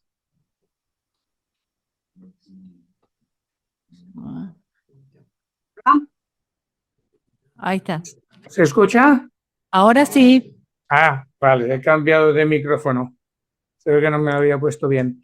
Bueno, decía que no pensaba en principio intervenir porque están diciendo todos cosas tan interesantes que necesito un tiempo para poder asimilarlo todo. Pero sí una pequeña inconsistencia. Porque no fue Enrique quien dijo lo de que todas las teorías tienen razón, pero no tienen la verdad, sino que fui yo en hace 2 o 3 Ateneos. Era a propósito de la anécdota del rabino chaquetero. Pero lo que quería señalar sobre todo es que no es algo que fuera mío, sino que es quien es autor de esas cuestiones es el doctor Jaime Spilka, el miembro de la APM de Madrid y el miembro de la APA de Argentina. Sí. Bueno, pero me interesó mucho lo que dijo la doctora Bordone.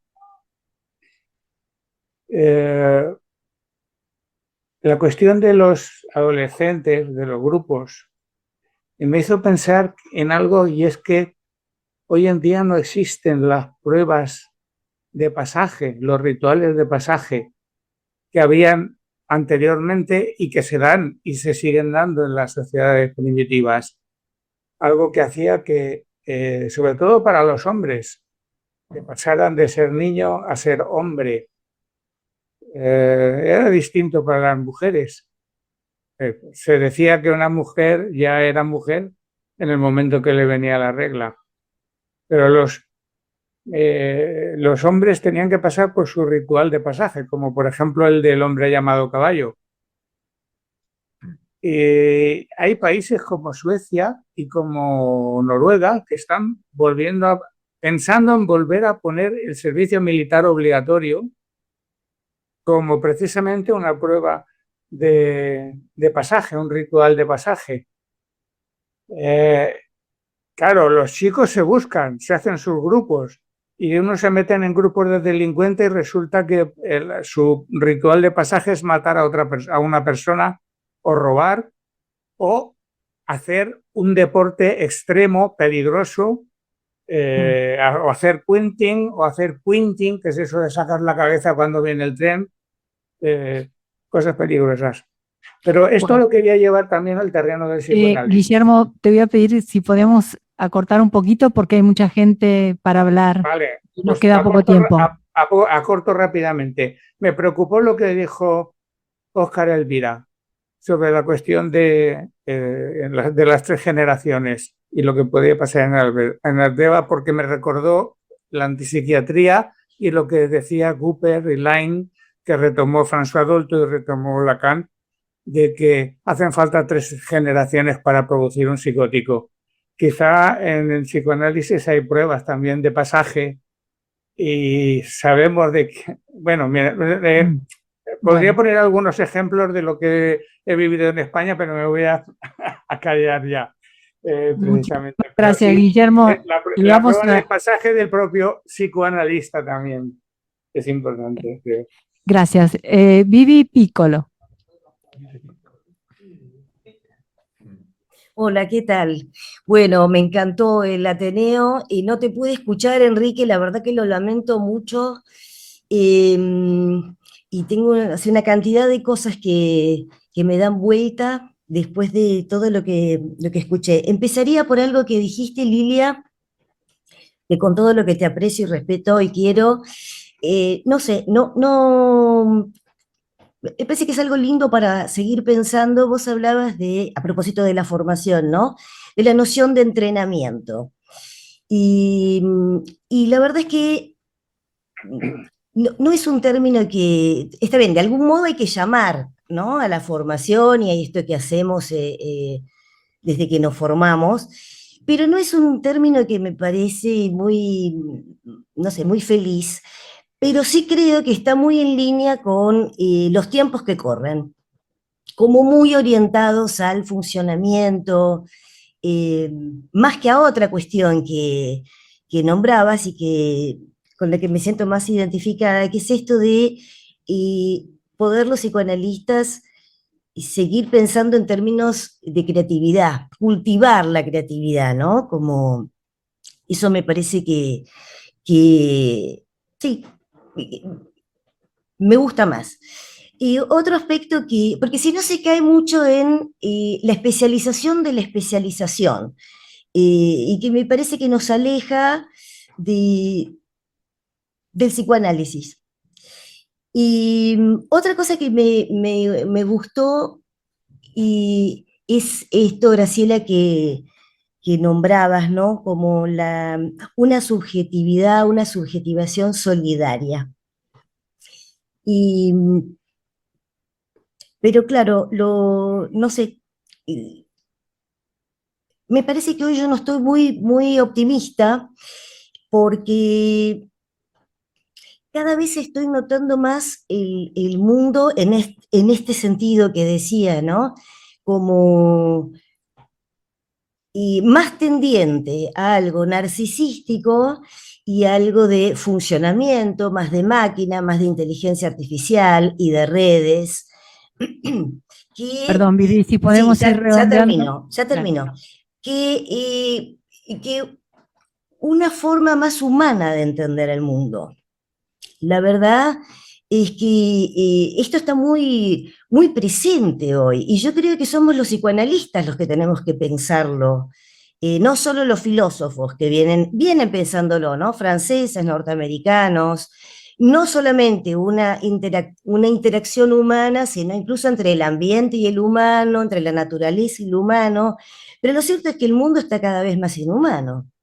Entonces, lo piensan más desde el narcisismo y la psicopatía, retomando esto que traía Adolfo y Horacio, ¿no? Y, porque entonces ni hablar del sujeto de lo inconsciente, por ejemplo. Bueno, un poco me quedé con todas estas cosas y me gustaría seguir Bueno, escuchándolos. muchas gracias. Vivi, le damos la palabra a Claudia Bregasi. Bueno, buenos días. Bueno, por un lado yo quiero decir que este Ateneo y muchos de los que están programados o fueron programados tienen mucho que ver con el simposio del cual soy directora, así que aprovecho para pasar el aviso, porque el simposio se llama justamente, palabras que usaron hoy, herramientas psicoanalíticas y transformaciones en la clínica actual. Así que de hecho los convoco.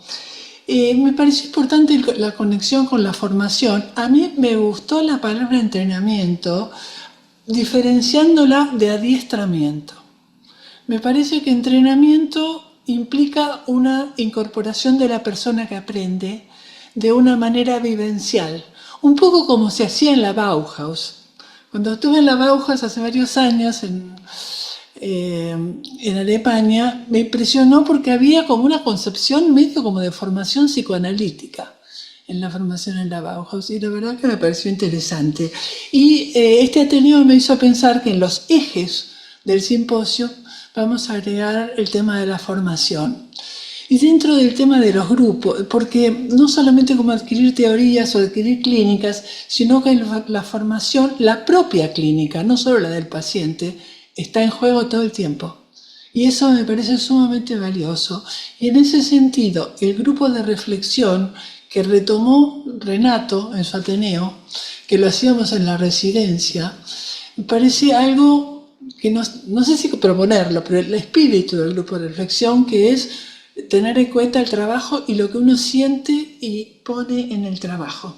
Bueno, y última cosa es que el tema del autismo que dijo Horacio, justamente el autismo tiene que ver con defensa frente al dolor, ¿no?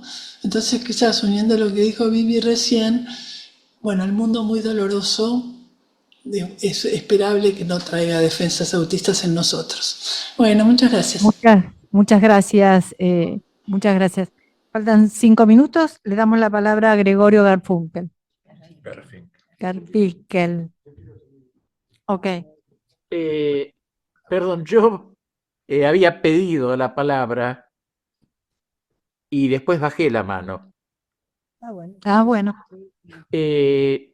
Bueno, no, prefiero no. Voy a señalar algo. El tema que se planteó hoy es crucial. Es crucial. Yo estuve a cargo del instituto 3 veces y conocí a muchos de los psicoanalistas que hoy se mencionaron. Trabajé con Pichon, con Lieberman, con Badaraco y muchos más. Y yo diría que si respetamos el título de este conversatorio, que es metapsicología, la metapsicología permite una libertad con respecto a la base empírica, una creatividad que hay que aprovecharla. El tema me parece fundamental. Y voy a decir algo que, por favor, puede ser muy mal comprendido, pero bueno, yo tengo esa forma de ser, lo lamento mucho. Yo no solamente estuve con Pichon, con Badaraco, con Mary Langer, en la época de los grupos y después. Voy a decir algo que puede parecer por favor, siniestro, no lo es. Lo vi vivir y lo vi morir. Y lo digo esto no por la muerte, lo vi evolucionar. Y vi evolucionar también sus conceptos. No estoy de acuerdo con unos cuantos que se han dicho hoy, pero no en el sentido de que estén mal, no hay crítica. Lo que digo es que es fundamental.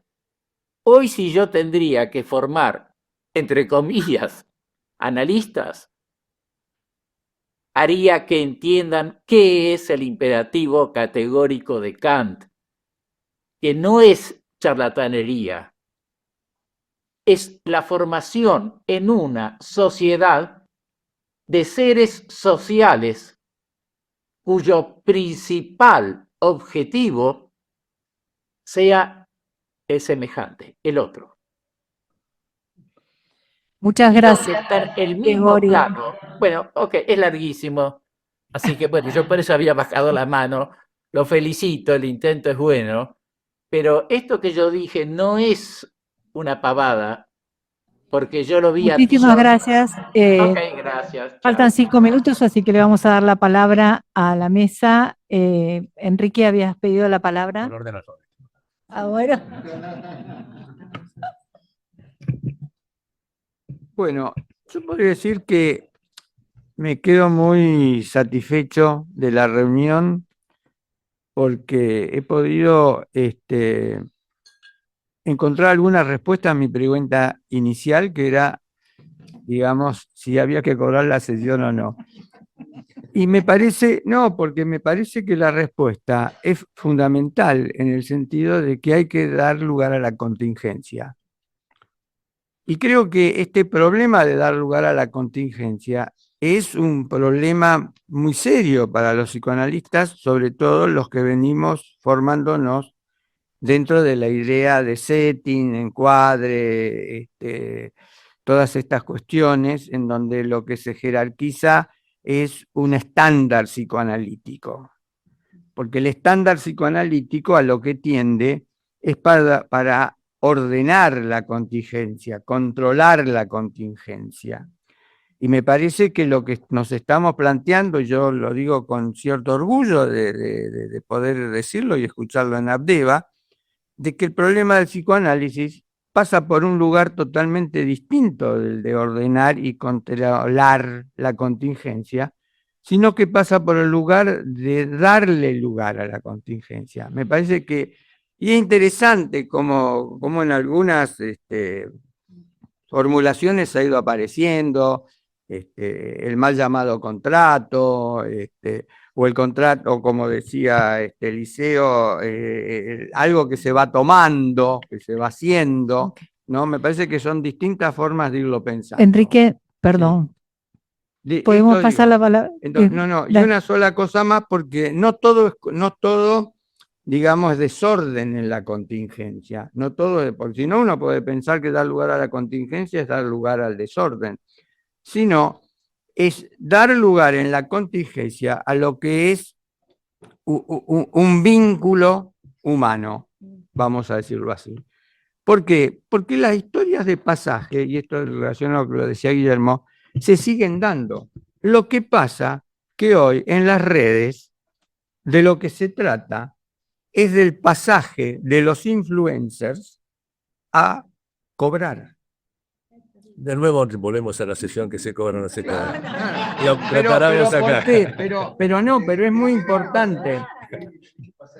Claro, pero ¿cómo salimos de ese tema? ¿Cómo salimos de ese tema?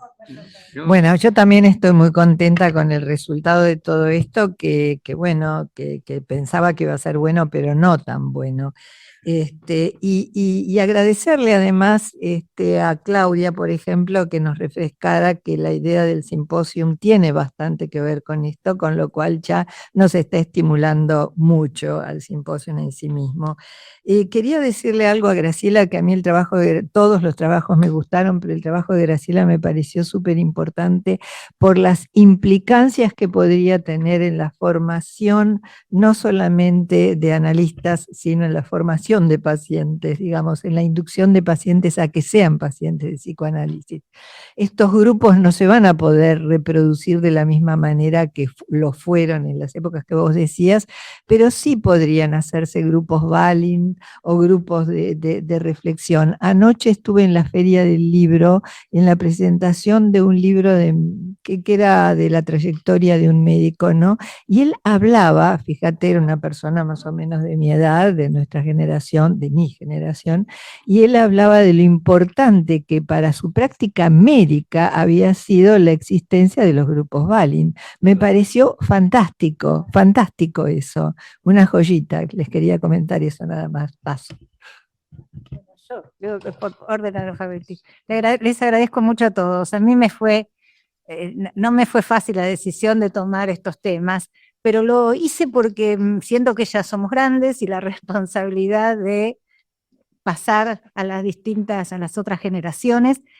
Lo que me detonó fue acordarme de hace muchos años, ya juntamos tantos que algo así como 30, que un joven que se estaba formando como obstetra en una excelente maternidad, en la maternidad Sardá, venía muy preocupado diciendo que estaba en un problema serio con una paciente, que no había manera de encontrar el diagnóstico, siendo que llamaron en consulta, ¿no? Y estaban realmente desesperados, hasta que se dan cuenta que lo que tiene la paciente es tuberculosis, que como ya estaba totalmente erradicado hace 30 años, nadie lo sabía diagnosticar,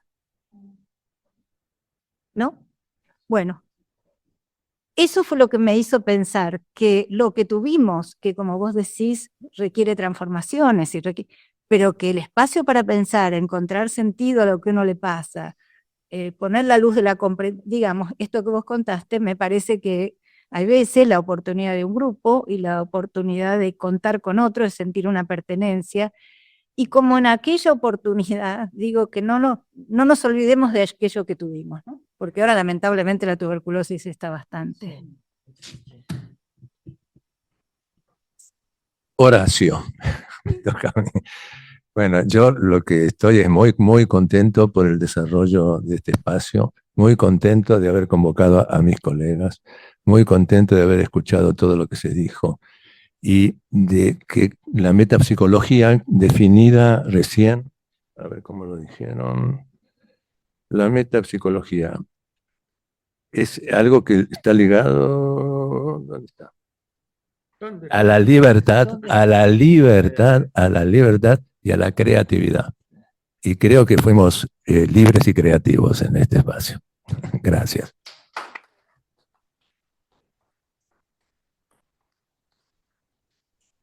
Muchas gracias, ¿eh? Adolfo, querido. Muchas gracias. Bueno, Hola a todos, muchas gracias por participar. Les quería recordar que hoy a las 20 horas por Zoom está el homenaje a Valentín Barenlit. Participan los hijos en un corto video, así que los esperamos para honrar justamente a alguien que tanto tuvo que ver con la libertad, con la creatividad y con la actividad comunitaria, más allá de lo grupal. Muchas gracias.